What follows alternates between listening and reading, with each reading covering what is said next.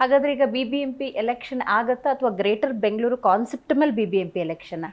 ಒಂದು BBMP election ಮಾಡದೆ ಜನರಿಗೆ ಸಿಗ್ಬೇಕಂತ ಸೌಲಭ್ಯಗಳು ಸಿಗಬೇಕು, ಬೆಂಗಳೂರು ನಗರದ ಅಭಿವೃದ್ಧಿನ ದೃಷ್ಟಿಯಲ್ಲಿ ಇಟ್ಕೊಂಡು ಇವತ್ತಿನ ಈ ಆಡಳಿತ ವ್ಯವಸ್ಥೆಯಲ್ಲಿ ಈ BBMPಯಲ್ಲಿ 18 ವರ್ಷ ಆಗಿಲ್ಲ, ಇನ್ನೊಂದು 18 ವರ್ಷ ಆಗೋದಿಲ್ಲ, 10 ವರ್ಷ ನಂತರ ನಾವು ಕಂಟ್ರೋಲ್ ತಗೋತೀವಿ ಅಂದ್ರೂ ಬೆಂಗಳೂರು ಕಂಟ್ರೋಲ್ ಬರೋಕ್ಕೆ ಸಾಧ್ಯ ಇಲ್ಲ.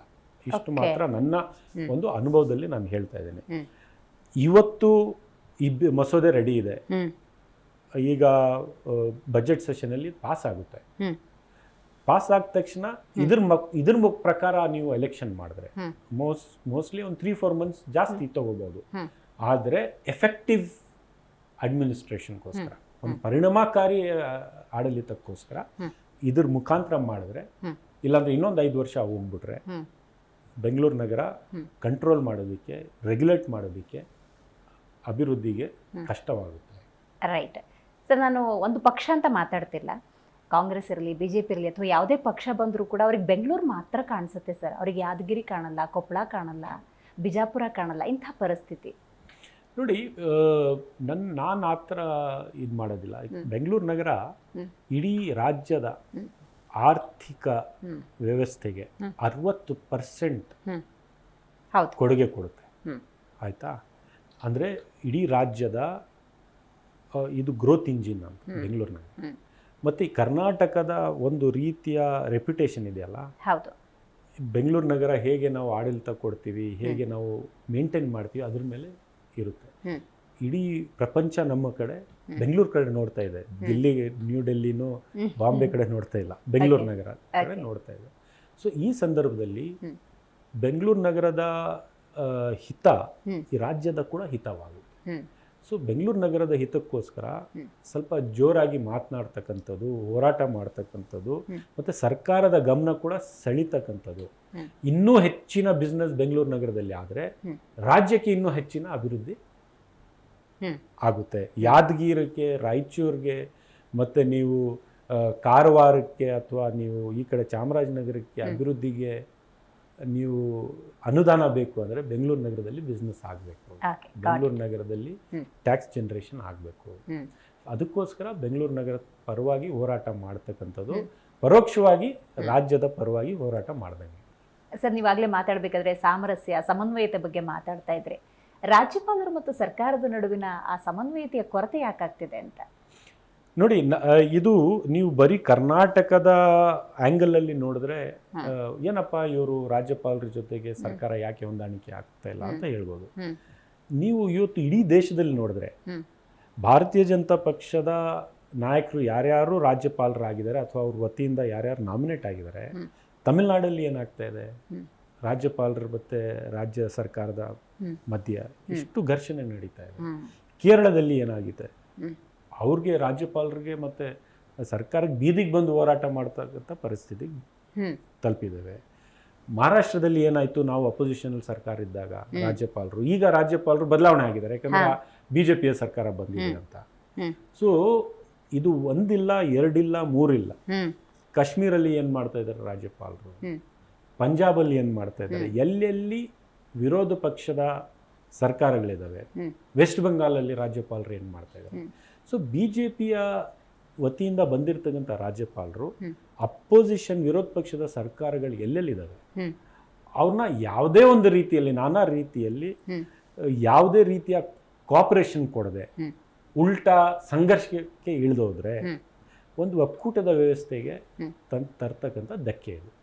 ಸೊ ನಮ್ಮ ರಾಜ್ಯಕ್ಕೆ ಮಾತ್ರ ಸೀಮಿತವಾಗಿಲ್ಲ, ಇದು ಇಡೀ ದೇಶಕ್ಕೆ ನೀವು ಈ ಪರಿಸ್ಥಿತಿಯನ್ನು ಹೋಲಿಸಿದ್ರೆ, ನೀವು BJP ಸರ್ಕಾರದಿಂದ ರಾಜ್ಯಪಾಲರಿಗೆ ಏನೇನು ಇನ್ಸ್ಟ್ರಕ್ಷನ್ ಇರಬಹುದು, ರಾಜಕೀಯ ಏನು ಅಂತ ನೀವು ಅರ್ಥ ಮಾಡ್ಕೋಬಹುದು. ರೈಟ್ ಸರ್, ಬಜೆಟ್ ಬಗ್ಗೆ ಬಹಳ ನಿರೀಕ್ಷೆ ಇದೆ ಈ ಸಲ ಕರ್ನಾಟಕದ ಜನಕ್ಕೆ. ನಿಶ್ಚಿತವಾಗ್ಲೂ, ಯಾಕಂದ್ರೆ ಸಿದ್ದರಾಮಯ್ಯನವ್ರದ್ದು 17ನೇ ಬಜೆಟ್, 16ನೇ ಬಜೆಟ್ ಆಗುತ್ತೆ. ನಮ್ಮ ಸರ್ಕಾರದ ಉದ್ದೇಶಗಳು, ಧ್ಯೇಯ ಉದ್ದೇಶಗಳು ಬಹಳ ಸ್ಪಷ್ಟವಾಗಿದೆ. ಒಂದು, ಈ ರಾಜ್ಯದ ಪ್ರಗತಿ ಆಗಬೇಕು, ಆರ್ಥಿಕ ವ್ಯವಸ್ಥೆ ಸುಧಾರಣೆ ಆಗಬೇಕು, ನಾವು ಮಾಡ್ತಾ ಇರ್ತಕ್ಕಂಥ ಆದಾಯದಲ್ಲಿ ಒಂದು ಕ್ಯಾಪಿಟಲ್ ಇನ್ವೆಸ್ಟ್ಮೆಂಟು ಆಗಬೇಕು ಅಭಿವೃದ್ಧಿ ಪರವಾಗಿ, ಮತ್ತು ಸಾಮಾಜಿಕ ಕಳ್ಕಳಿ ಇರ್ತಕ್ಕಂಥ ಕಾರ್ಯಕ್ರಮಗಳು ಆಗಬೇಕು. ನಾವು ಬ್ಯಾಲೆನ್ಸ್ ಮಾಡಬೇಕು, ಮಾಡ್ತೇವೆ. ಒಂದು ಆದಾಯನೂ ಜಾಸ್ತಿ ಆಗಬೇಕು. ಆ ಆದಾಯ ಎಲ್ಲಿ ಸಮಾಜದ ಯಾವ ವರ್ಗಕ್ಕೆ ತಲುಪಬೇಕು ಅದನ್ನು ಕೂಡ ತಲುಪಬೇಕು. ಇಲ್ಲಿ ತಲುಪಬೇಕು ಅಂದರೆ ಇಲ್ಲಿ ಆದಾಯ ಆಗಬೇಕು. ಆದಾಯ ಆಗಬೇಕಾದ್ರೆ ಬಿಸ್ನೆಸ್ ಆಗಬೇಕು. ಬಿಸ್ನೆಸ್ ಆಗಬೇಕಾದ್ರೆ ಸರ್ಕಾರ ಇಂಡಸ್ಟ್ರೀಸ್ನ ನಾವು ಸೀರಿಯಸ್ ಆಗಿ ತೊಗೊಂಡಿದ್ದೇವೆ. ಮೊನ್ನೆ ನಾನು ಈ ಟ್ರಾವೆಲ್ ಎಕ್ಸ್ಪೋ ಹೋಗಿದೆ, ನಾನೇ ಅಧ್ಯಕ್ಷತೆ ವಹಿಸಿದ್ದೆ. ಮುಖ್ಯಮಂತ್ರಿಗಳು ಅವ್ರ ಕಾಲಲ್ಲಿ ಇಶ್ಯೂ ಇದ್ರೂ ವೀಲ್ ಚೇರಲ್ಲಿ ಆ ಕಾರ್ಯಕ್ರಮಕ್ಕೆ ಬಂದರು. ಯಾಕೆ ಬಂದರು ಅಂದರೆ, ಇಲ್ಲ, tourism is A important sector, ನಮ್ಮ ರಾಜ್ಯದ ಆದಾಯಕ್ಕೋಸ್ಕರ ಮತ್ತು ಈ ಉದ್ಯೋಗ ಸೃಷ್ಟಿ ಮಾಡೋ ನಿಟ್ಟಿನಲ್ಲಿ ಅದಕ್ಕೆ ನಾನು ಎದ್ದು ಬಂದೆ ಅಂತ ಅವರು ಹೇಳಿದರು. ಸೊ ನೀವು ಗ್ಲೋಬಲ್ ಇನ್ವೆಸ್ಟರ್ ಸಮ್ಮಿಟ್ ಆಯಿತು, 10 ಲಕ್ಷ ಕೋಟಿ ಇವತ್ತು ಹೂಡಿಕೆ ನಮ್ಮ ರಾಜ್ಯಕ್ಕೆ ಕಮಿಟ್ ಆಗಿದೆ. 4 ದಿವಸ ಉಪಮುಖ್ಯಮಂತ್ರಿಗಳು ಅಲ್ಲಿ ಹೋಗಿ ಕೂತಿದ್ರು. ಯಾಕಂದರೆ ಮುಖ್ಯಮಂತ್ರಿಗಳು ಇನಾಗ್ರೇಷನ್ ಮಾಡಿದ್ರು, ಅವ್ರಿಗೆ ಹುಷಾರಿರಲಿಲ್ಲ, ಕಾಲು ಸಮಸ್ಯೆ ಇದೆ ಅಂತ ಹೇಳಿ. ಸೊ ನಾನು ಯಾಕೆ ಹೇಳ್ತಾ ಇದ್ದೀನಿ ಅಂದರೆ, ಸರ್ಕಾರ ಭಾಳ ಫೋಕಸ್ಡ್ ಆಗಿದೆ. ಉದ್ಯೋಗ ಸೃಷ್ಟಿ ಆಗಬೇಕು, ಟೂರಿಸಮ್ ಸೆಕ್ಟರಲ್ಲಿ ನಾವು ದೊಡ್ಡ ಮಟ್ಟದಲ್ಲಿ ಸಾಧನೆ ಮಾಡಬೇಕು, ಬೇರೆ ಬೇರೆ ಕ್ಷೇತ್ರಗಳಲ್ಲಿ ನಮ್ಮ ಸಾಧನೆ ಆಗಬೇಕು. ಯಾಕಂದರೆ ಸ್ಟಾರ್ಟಪ್ ಕ್ಯಾಪಿಟಲ್ ಆಗಿದ್ದೇವೆ. ಫಾರ್ಚೂನ್ 500 ಕಂಪ್ನೀಸು ಅರ್ಧಕ್ಕಿಂತ ಹೆಚ್ಚಾಗಿ ಇಡೀ ದೇಶದ ನಮ್ಮಲ್ಲಿ ಇದ್ದಾವೆ. ಸೊ ನಮ್ಮ ಎಲ್ಲ ಪಾಲಿಸೀಸಲ್ಲಿ ನಾವು ಫಸ್ಟ್ ಇದ್ದೀವಿ. ITBT ಪಾಲಿಸೀಸಲ್ಲಿ, ಸ್ಟಾರ್ಟಪ್ ಪಾಲಿಸಿಯಲ್ಲಿ, ನೀವು ಇವತ್ತು ಗೇಮಿಂಗ್ ಪಾಲಿಸಿಯಲ್ಲಿ, ನೀವು ಯಾವುದೇ ಪಾಲಿಸಿ ತಗೊಳ್ಳಿ, ಇಡೀ ದೇಶದಲ್ಲಿ ನಮ್ಮ ಸರ್ಕಾರ ಫಸ್ಟ್ ಆಗಿದೆ. ಸೊ ಯಾಕೆ ಮಾಡ್ತಾ ಇದ್ದೀವಿ ಅಂದರೆ, ಹೆಚ್ಚಿನ ಬಿಸ್ನೆಸ್ಸು, ಹೆಚ್ಚಿನ ಇನ್ವೆಸ್ಟ್ಮೆಂಟು ನಾವು ಇಲ್ಲಿ ಆಕರ್ಷಣೆ ಮಾಡಿದ್ರೆ ನಮ್ಮ ರಾಜ್ಯದ ಪ್ರಗತಿ ಆಗುತ್ತೆ, ಉದ್ಯೋಗ ಸೃಷ್ಟಿ ಆಗುತ್ತೆ. ಸೊ ಇದೆಲ್ಲ ನೋಡಿಕೊಂಡು ಒಂದು ಬಜೆಟ್ ಮುಖ್ಯಮಂತ್ರಿಗಳು ಕೊಡ್ತಾರೆ. ಟೀಕೆ ಮಾಡೋದು ಏನು, ಇಷ್ಟು ನೀವು ಗ್ಯಾರಂಟಿ ಮುಖಾಂತರ ನೀವು ಹಂಚ್ತಾ ಇದ್ದೀರಿ ದುಡ್ಡು, ಇದನ್ನು ಕೂಡ ಇಂಪಾರ್ಟೆಂಟು, ಭಾಳ ಇಂಪಾರ್ಟೆಂಟ್ ಇದು. ಇದೇ ದುಡ್ಡಿಂದ ದೊಡ್ಡ ಮಟ್ಟ ಎಲ್ಲ ದುಡ್ಡು ವಾಪಸ್ ಮಾರ್ಕೆಟಿಗೆ ಬರ್ತಾ ಇದೆ. ಮಾರ್ಕೆಟ್ ಮುಖಾಂತರ ಟ್ಯಾಕ್ಸ್ ಕನ್ವರ್ಟ್ ಆಗಿ ನಮ್ಮ ಹತ್ರ ವಾಪಸ್ ಸರ್ಕಾರಕ್ಕೆ ಬರ್ತಾ ಇದೆ. ಅದ್ಯಾರು ನೋಡೋದಿಲ್ಲ. ಮತ್ತೆ ಬಿಸ್ನೆಸ್ಸು ಆಗಬೇಕು, ಸೋಷಿಯಲ್ ಕಾರ್ಯಕ್ರಮಗಳು ನಡಿಬೇಕು, ಅಭಿವೃದ್ಧಿ ಆಗಬೇಕು. ಇದೆಲ್ಲ ನೋಡ್ಬಿಟ್ಟೆ ಸಿದ್ದರಾಮಯ್ಯನವರು ನಮ್ಮ ಬಜೆಟ್ ಪ್ರೆಸೆಂಟ್ ಮಾಡ್ತಾರೆ. ಜಿ ಕನ್ನಡ ನ್ಯೂಸ್ ಈಗ ನಿಮ್ಮ ಮನೆಯಲ್ಲೇ ನೋಡಿ. ಎಲ್ಲ ಕೇಬಲ್ಗಳಲ್ಲಿ ಈಗ ಲಭ್ಯ.